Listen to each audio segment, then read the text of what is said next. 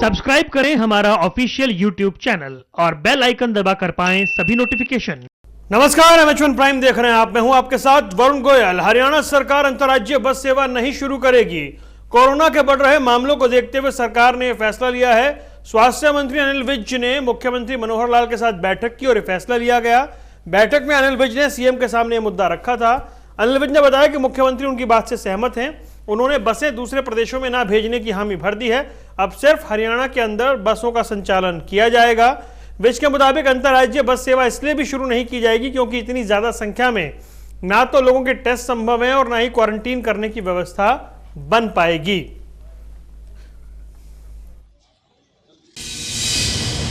नहीं, मैंने कल पत्र भी लिखा था और मैंने आज मुख्यमंत्री जी से बात भी की है। अभी ये निर्णय हुआ है कि इंटर स्टेट बसें अभी नहीं चलाई जाएंगी क्योंकि उसके लिए बहुत व्यापक स्वास्थ्य विभाग को प्रबंध करने पड़ेंगे और उसके लिए उसका एसओपी बनानी पड़ेगी। अभी वो नहीं बनी है कोई, और अभी जो है इंटर स्टेट बसें नहीं चलाई जाएंगी। तो पहले बसें चलने की बात थी और अब यह तय हुआ है कि इंटरस्टेट बसें नहीं चलाई जाएंगी। हमारे साथ चर्चा करने के लिए दो खास मेहमान जुड़ गए हैं। हमारे साथ प्रवीण अत्रे जुड़े हैं भारतीय जनता पार्टी से और हमारे साथ केवल ढींगरा साहब जुड़ गए हैं कांग्रेस से।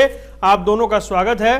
प्रवीण अत्रे साहब को पहचानना थोड़ा मुश्किल हो रहा है नए रंग रूप में। अत्रे साहब, सबसे पहले तो ये बताइए कि ये जो फैसला लिया गया, पहले बसें चलेंगी, क्योंकि सवाल ये था कि जो नई दिल्ली से ट्रेनें देश भर में चल रही हैं वहां से हरियाणा के एनसीआर के लोग आएंगे तो कैसे जाएंगे। अब यह फैसला वापस लिया गया है, आखिर वजह क्या रही? देखिए वरुण, पहली चीज तो ये समझना जरूरी है कि जिस पैंडेमिक का सामना पूरी दुनिया कर रही है, 100 साल के इतिहास में इस तरह की समस्या दुनिया के सामने पहली बार आई है। 2 साल का इतिहास मतलब आप समझ सकते हैं, 4 पीढ़ी चली गई। 1918 में जब स्पेनिश फ्लू आया था, उसके बाद इस तरह की समस्या का सामना पहली बार हो रहा है। तो ऐसे में जब कोई भी निर्णय किया जाता है, कोई डिसीजन लिया जाता है, तो उसके अंदर बहुत संभावनाएं रहती हैं कि जब आप उसके ऊपर डिस्कशन करते हो, विचार विमर्श करते हो, तो जो बेहतर निर्णय है, क्योंकि देखिए प्रदेश सरकार की जिम्मेवारी सर्वप्रथम अपनी प्रदेश की जनता को सुरक्षित करने की है और उस जिम्मेवारी को देखते हुए ये बात वरुण आप भी जानते हैं, हरियाणा के अंदर जिस तरह से शुरुआत के अंदर केसेस थे, बहुत कम केसेस थे, लेकिन धीरे धीरे केसेस बढ़े और उसका कारण क्या रहा? 2 मेजर कारण रहे। एक तबलीगी जमात और दूसरा दिल्ली से जो लोग हरियाणा में आए, जिनकी वजह से सोनीपत के अंदर बहुत केसेस बढ़े, झज्जर के अंदर केसेस आए और उसके आसपास जो दिल्ली के आसपास डिस्ट्रिक्ट है, चाहे फरीदाबाद की बात करें, गुड़गांव की बात करें, तो इससे एक चीज समझ में आती है कि जो लोग बाहर से आएंगे उनमें अगर कोई एसिम्प्टोमेटिक है या कोई पॉजिटिव है, स्वाभाविक है उसका खतरा प्रदेश की जनता को उठाना पड़ेगा। तो ऐसे में जो म्यूचुअल निर्णय ये हुआ कि फिलहाल जब तक हालात सुधर नहीं जाते, बाहर बसेज ना भेजी जाए, क्योंकि जो बसेज बाहर जाएंगी वो वापस भी आएंगे, उसमें पैसेंजर भी बाहर से आएंगे और जो प्रदेश की जनता के लिए अच्छा नहीं होगा। जी अच्छा, ढींगरा साहब, आपको क्या लगता है ये जो फैसला लिया गया है? पहले उम्मीद थी कि कुछ राहत मिल पाएगी, लेकिन वो बता रहे हैं कि अभी दिक्कतें हैं, एसओपी भी तैयार नहीं है। तो ऐसे में आपको क्या लगता है, इस फैसले से आप कितने सहमत हैं? देखिए, पहला लॉकडाउन हुआ तो सरकार को समझ नहीं आया कि ये दिक्कतों का हल करना है। फिर दूसरा लॉकडाउन आया तब भी नहीं आया, तीसरा आया तब भी नहीं आया, अब चौथा लॉकडाउन है, अभी भी अगर सरकार को समझ में नहीं आ रहा तो फिर कब आएगा? ये तो एक बहुत बड़ा उदाहरण है कि सरकार को चौथे लॉकडाउन पे भी अभी समझ नहीं आ रहा है। और मैं आपको एक और चीज कहना चाहता हूं, आईसीएमआर और जो सेंटर के अब डॉक्टर्स हैं वो ये कह रहे हैं कि आपको कोरोना के साथ ही जीना पड़ेगा।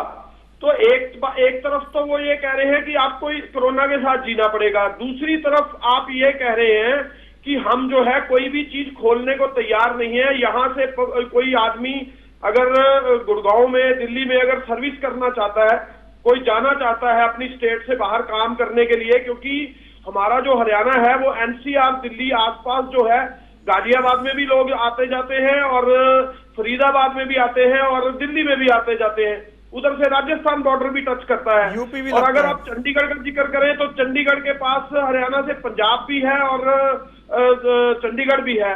तो आप ये देखिए कि सभी तरफ से बॉर्डर लगते हैं, तो आप किस तरीके से ये चीज कर सकते हैं कि अगर कोई आदमी एम्प्लॉय अपना काम करने के लिए दूसरी स्टेट में अगर काम करने उसकी जॉब है, वो जाना चाहता है।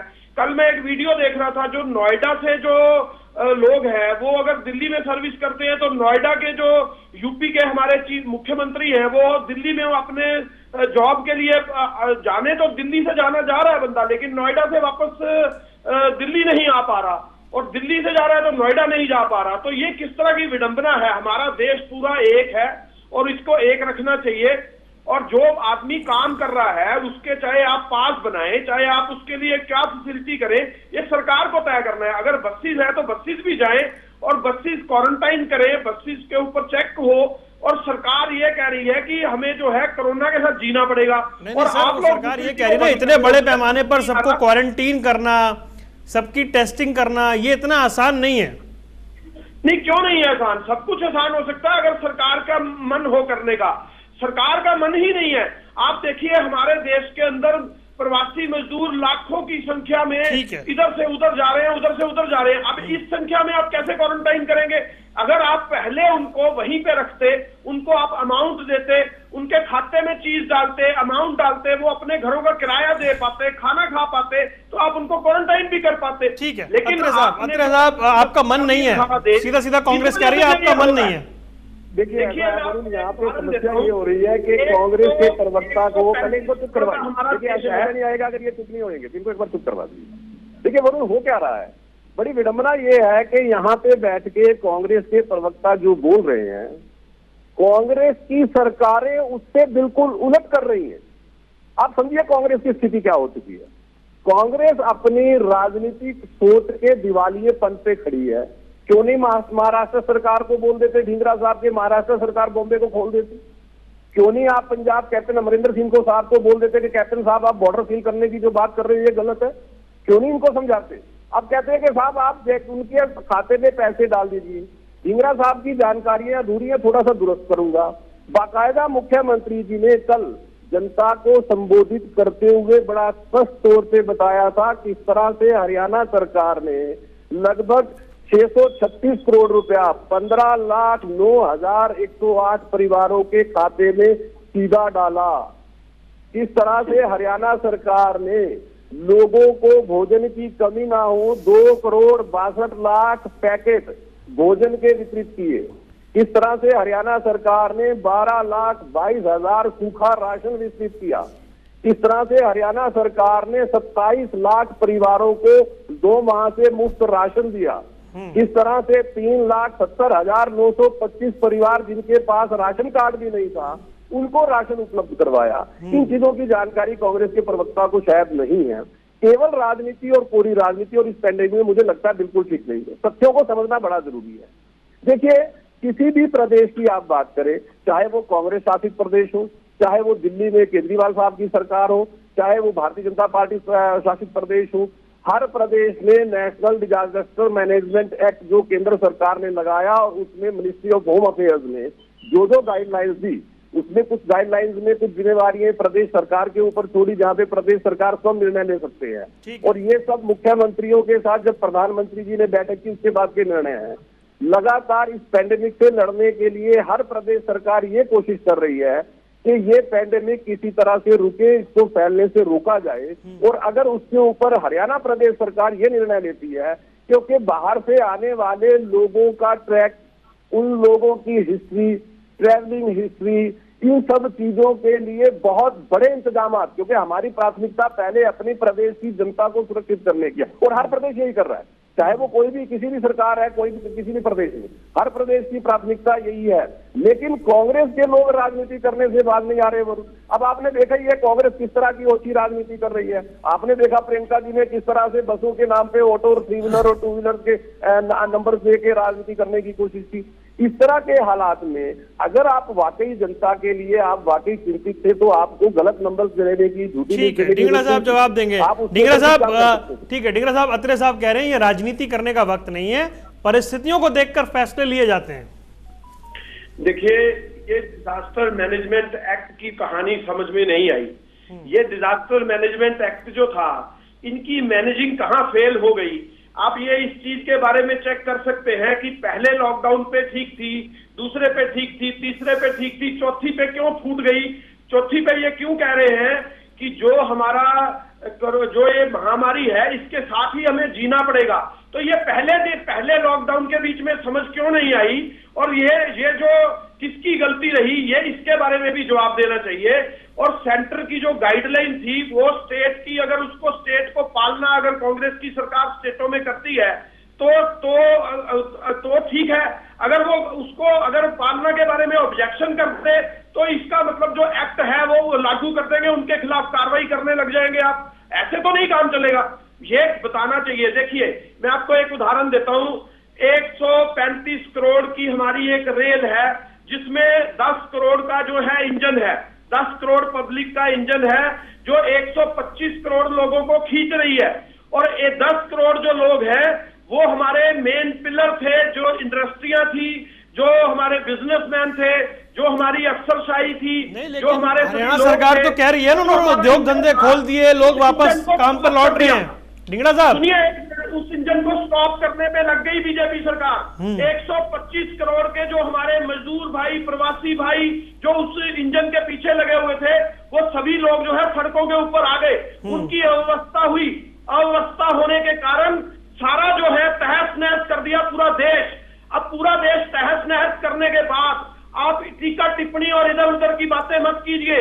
नहीं सर, पॉइंट पे रहिए ना, पॉइंट पे चर्चा करते हैं, इधर उधर नहीं घुमाएंगे। और 125 करोड़ लोगों को साथ में लगाने की जरूरत है, तब खड़ा होगा ये। ठीक है। देखिए वरुण, यहाँ पे फिर ढींगरा साहब जो है इनको तथ्यों की जानकारी नहीं है। इन्होंने 125 और 10 करोड़ में जिस तरह देश को बांटने की कोशिश की, वो खैर कांग्रेस की राजनीति है, लगातार बांटने की कोशिश करती है। 80 करोड़ लोगों को प्रधानमंत्री गरीब परिवार कल्याण योजना के अंतर्गत लाभान्वित किया गया, चाहे महिलाओं के खाते में, जनधन खातों में, राशन देने में। ये जो कार्य केंद्र सरकार की तरफ से किए गए हैं, ये आंकड़ा कम से कम राहुल गांधी को तो सही तरह से बताते, ढींगरा जी तब आपको ही पता होता।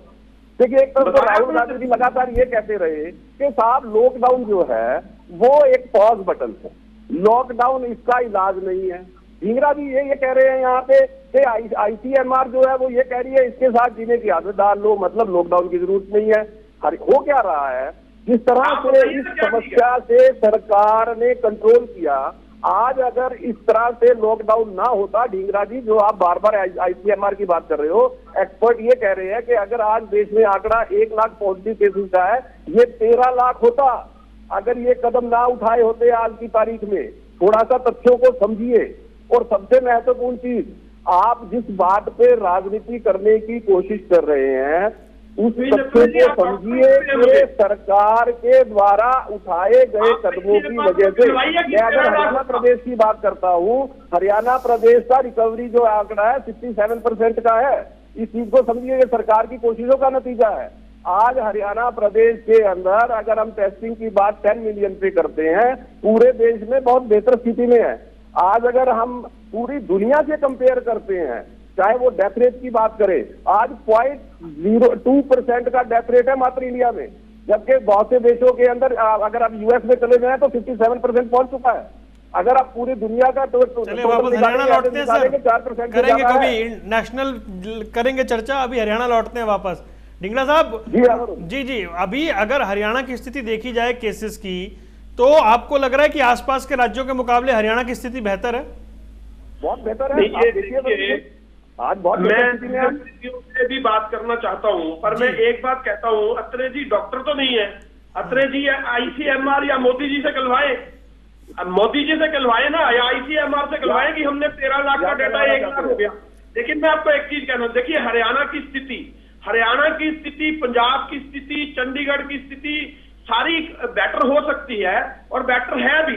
और एक चीज मैं कहना चाहता हूं, ये बेटर स्थिति लॉकडाउन के कारण शायद है या नहीं है, ये ICMR से कलवाओ एक बार, या मोदी जी कहें एक बार। कभी तो आप क्या मानते हैं ढींगड़ा साहब, आप क्या मानते हैं? नहीं ढींगड़ा साहब आप क्या मानते हैं? कभी कहा थाली बजाओ, इससे कोरोना खत्म हो जाएगा। ढींगड़ा साहब आप क्या मानते हैं, स्थिति अभी हरियाणा की कैसी है? देखिए हरियाणा की स्थिति जो है वो मुझे ऐसा लगता है कि पूरे देश की स्थिति का आकलन करना चाहिए, तो हरियाणा की स्थिति भी उसी के पीछे पीछे है। सर आप बताइए ये ना, देखिए, आप बताइए, एक आम आदमी के नाते आप बताइए अभी हरियाणा कहां स्टैंड कर रहा है? देखिए, मेरे हिसाब से अगर पहले लॉकडाउन के बाद सब कुछ खोल दिया जाता, अगर मेरी पर्सनल राय ले तो अगर एक लॉकडाउन के बाद खोल दिया जाता तो वही स्थिति उस दिन भी होती, वही स्थिति आज भी होती। ठीक है, लेकिन जी इसका उसके बाद उससे पहले सोशल डिस्टेंसिंग के और सभी चीजों के इंतजाम होने चाहिए। मैं 2 कंट्रियों के उदाहरण देता हूं आपको, एक तंजानिया का और एक ताइवान का। तंजानिया के अंदर 6.25 करोड़ लोग रहते हैं और वहां उन्होंने लॉकडाउन नहीं किया, तो उनकी स्थिति चेक कीजिए कैसे है। सिर्फ 5,000 करोड़ और 135 करोड़ में फर्क है ना सर। और आज कंट्री खुली हुई है। ताइवान और तंजानिया में सर कितनी दुनिया के लोग ट्रैवल करते हैं, बड़ा सवाल है। बहुत सारे, मैं आऊंगा आपके पास, लौटूंगा सर। प्रवीण जी जवाब देने के लिए तैयार बैठे हैं। प्रवीण जी, जो अभी केवल ढींगरा साहब ने कहा कि स्थिति और बेहतर हो सकती थी, आपको क्या लग रहा है? ठीक कह रहे हैं वो? ऐसा है कि देखिए, अगर कांग्रेस के मित्र या कांग्रेस पार्टी इतनी कैपेबल और समझदार है तो महाराष्ट्र में इनकी सरकार है, पंजाब में इनकी सरकार है, राजस्थान में इनकी सरकार है, छत्तीसगढ़ में इनकी सरकार है। बताइए कौन सा प्रदेश ऐसा है जिसकी हरियाणा से स्थिति बेहतर है? ये अभी कह रहे थे कि मोदी जी से कहलवा दीजिए 1 लाख पॉजिटिव केसेस है देश में। अरे साहब, सरकार हर रोज मेडिकल बुलेटिन जारी करती है, सेक्रेटरी हेल्थ डिपार्टमेंट आके उसमें बताते हैं, सरकार के मुखिया नरेंद्र मोदी जी हैं। तो ये कहना क्या चाहते हैं, मुझे तो ये समझ में नहीं आ रहा। आपने इनसे एक सवाल पूछा कि क्या हरियाणा की स्थिति बेहतर है, पहले तो ये बोले कि हाँ हरियाणा और चंडीगढ़ बेहतर है, बाद में इन्होंने इसको ये कहना शुरू कर दिया कि पूरे देश के उस पर देखेंगे। मतलब कांग्रेस आलोचना तो करना चाहती है, लेकिन आलोचना के लिए तथ्यों का अभाव होने की वजह से केवल घटिया राजनीति करने की कोशिश इस विषय पे कांग्रेस कर रही है। ये वो राजनीतिक पार्टी है जिसके कार्यकर्ता प्रदेश अध्यक्ष रेलवे स्टेशन पे जाके इस बात के पोस्टर बांटना शुरू कर देते हैं कि ट्रेन का किराया सोनिया जी दे रही है, और जब वहां पे फजीहत होती है तो कांग्रेस को जवाब नहीं पूछता। साफ बड़ा स्पष्ट है, 85% केंद्र सरकार, 15% प्रदेश सरकार, तो सोनिया जी क्या दे रही है? इस तरह की राजनीति करने की कोशिश कर रही है कांग्रेस।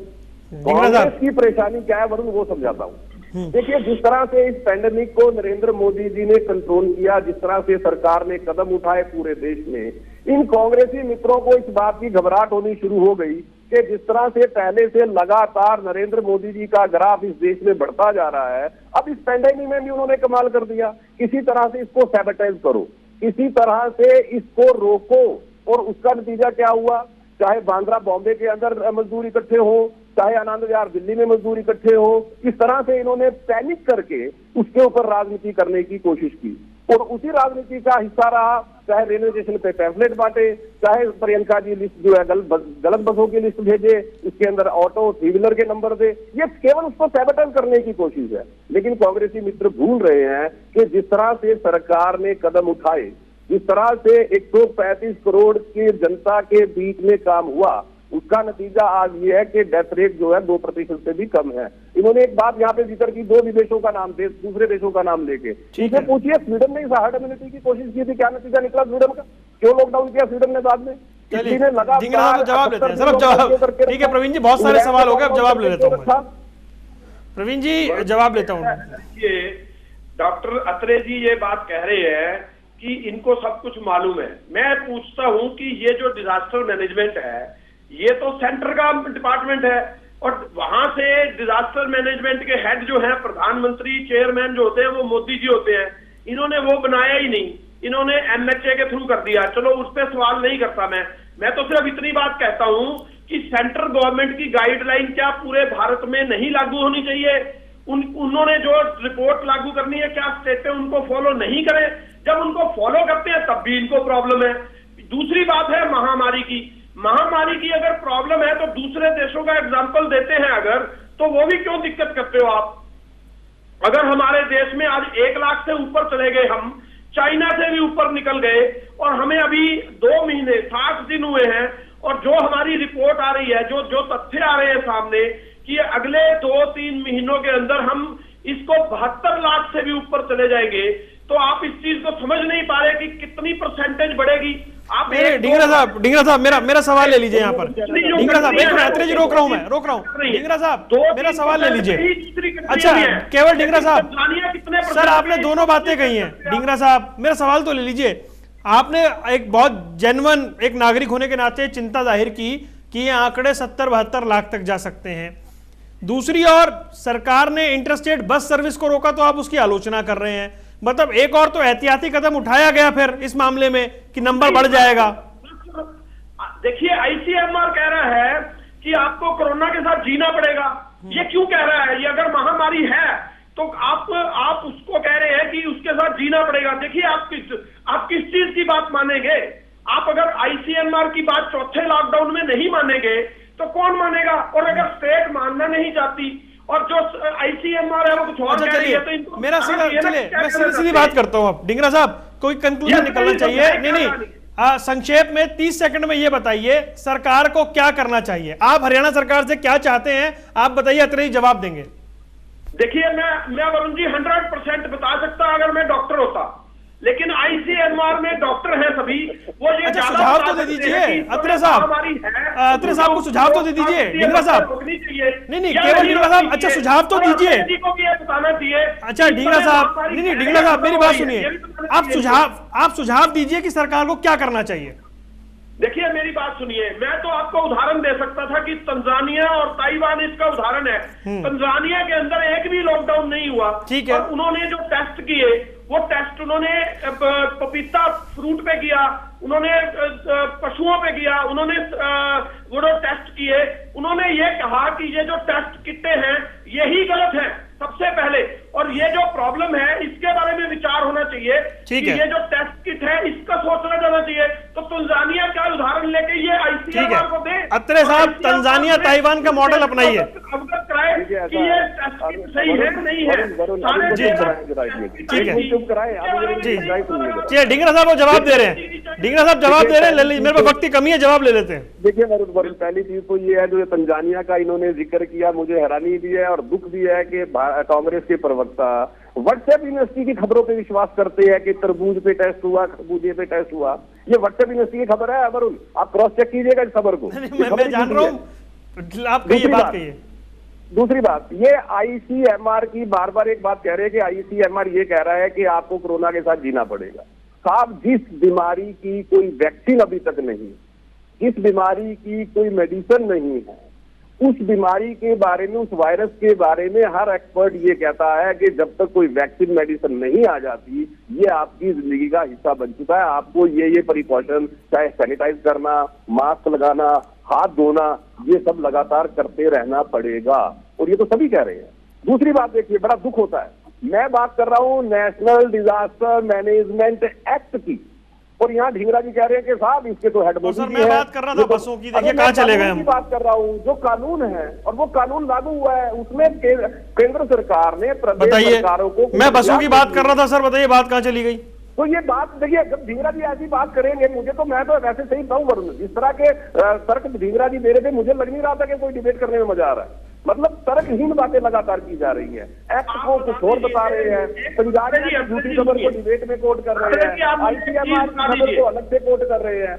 बोलिए ढींगरा साहब बोले जल्दी से, फिर ये मत कहिएगा मौका नहीं मिला, वाइंड अप करने से पहले बोलिए। ये जो लॉकडाउन किए हैं इसका मतलब क्या था? जब आपने कहा आज इतने आंकड़ा बढ़ने के बाद आपने ये कह दिया कि अब जो है हमें इसके साथ जीना पड़ेगा। 4 लॉकडाउन का मतलब क्या था? पहले लॉकडाउन के बाद क्यों नहीं समझ में आई यही बात? प्रदेश की जनता के हित में वो नहीं होगा, इसलिए सरकार ने निर्णय लिया जब तक चीजें ठीक नहीं हो जाती इस तरह से दूसरे प्रदेशों में बसे नहीं दी जाएगी। और एक और समझ लिया है जो बैठ के ढींगरा जी चिल्ला रहे हैं, जब हरियाणा सरकार ने पंजाब सरकार को चिट्ठी लिखी थी, पंजाब सरकार ने उसका जवाब क्यों नहीं दिया था? इनसे ये भी पूछ लीजिए। राजस्थान सरकार चलिए सर मैं वापस चलिए, हम उम्मीद करते हैं कि एसओपी बनेगी, परिस्थितियां ऐसी बनेंगी कि कुछ बस चलने का रास्ता निकलेगा। हालांकि लोगों की जो सुरक्षा है उनको बीमारी से बचाना भी सरकार की प्राथमिकता है। इस बीच कोई रास्ता निकलेगा ऐसी उम्मीद की जानी चाहिए। फिलहाल आप दोनों का जुड़ने के लिए बहुत बहुत शुक्रिया। चर्चाओं का सिलसिला ऐसे आगे चलता रहेगा और समझते रहेंगे कि कोरोना से जंग कैसे लड़ी जा रही है। फिलहाल दीजिए इजाजत, नमस्कार।